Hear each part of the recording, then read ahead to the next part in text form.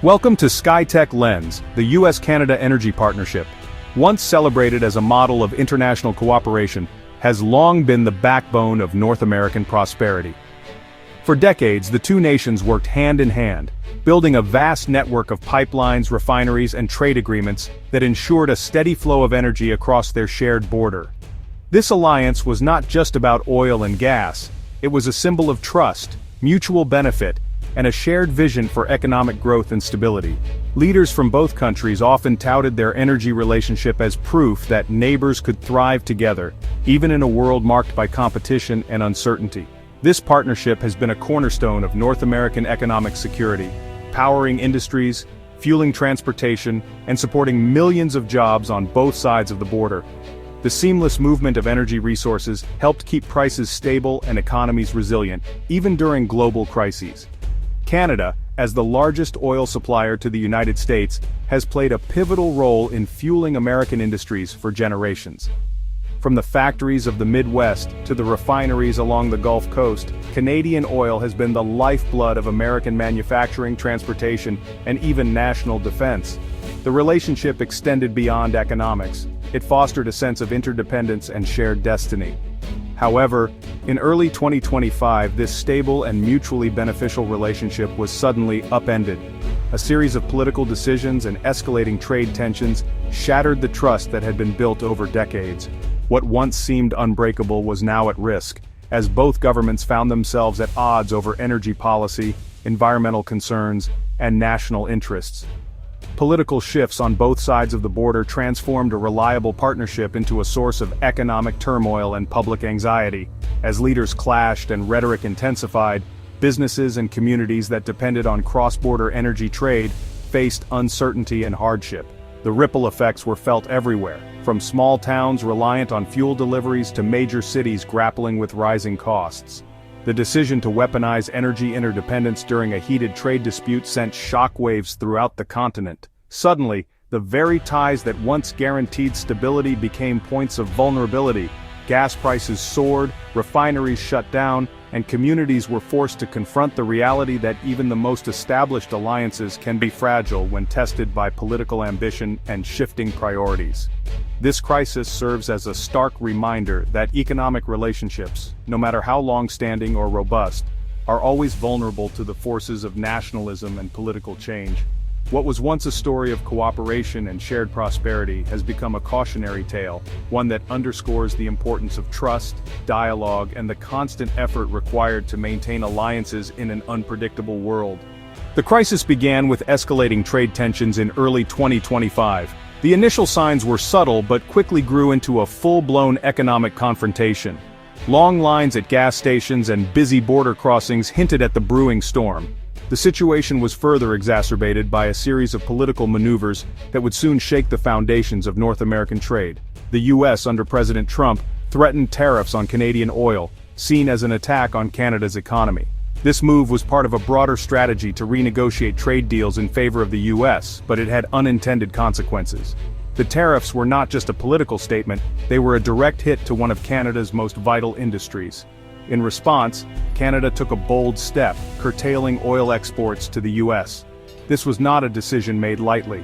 The Canadian government weighed the potential economic fallout, but decided that a strong response was necessary to protect its national interests. The halt in oil exports sent shockwaves through the industry. This move aimed to pressure the US to reconsider its tariffs.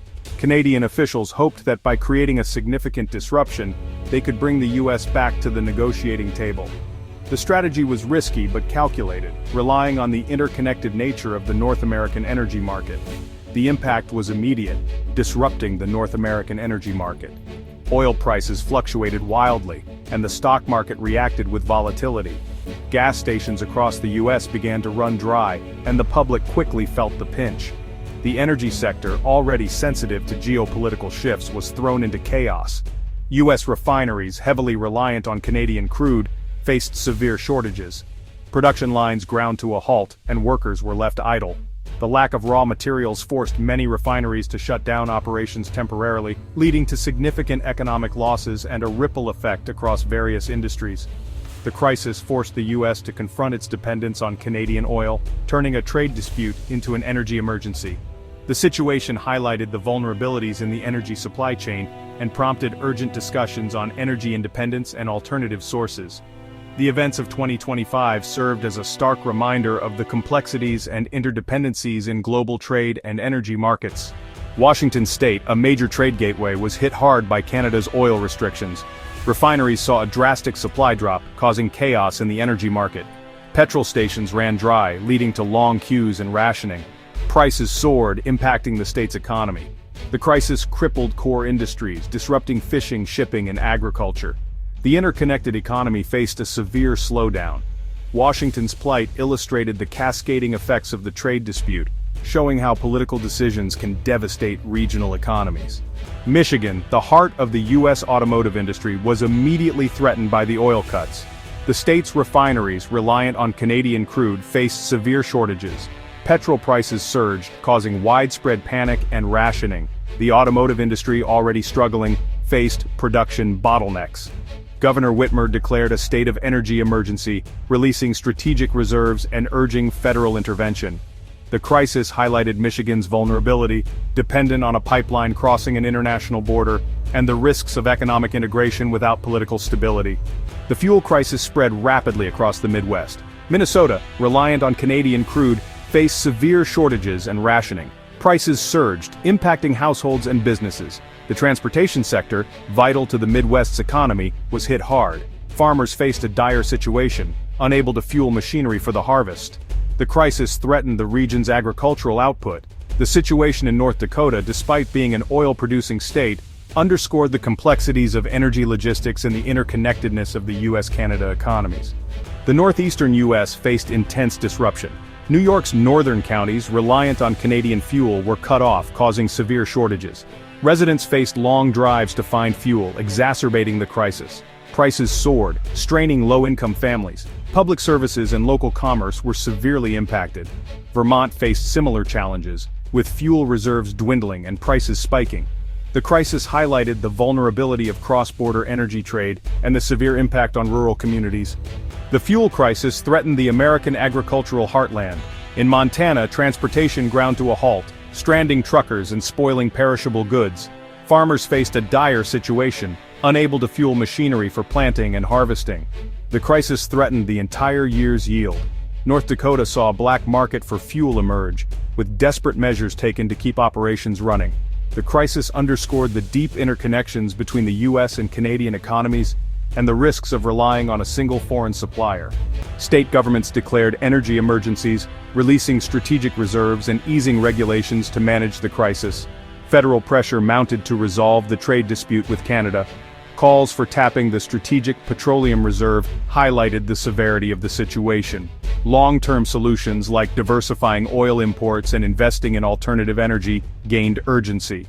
The immediate focus was on diplomatic efforts to restore the flow of oil and stabilize the economies of both nations. In the early days of the trade dispute, leading experts from the fields of energy, economics, and international relations gathered to issue urgent warnings.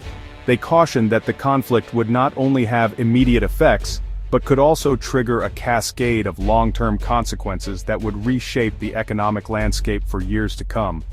Their voices echoed across newsrooms and policy circles, urging both governments to consider the far-reaching impacts of their actions. One of the most significant outcomes was the erosion of trust between the United States and Canada, two nations with a long history of cooperation and mutual benefit.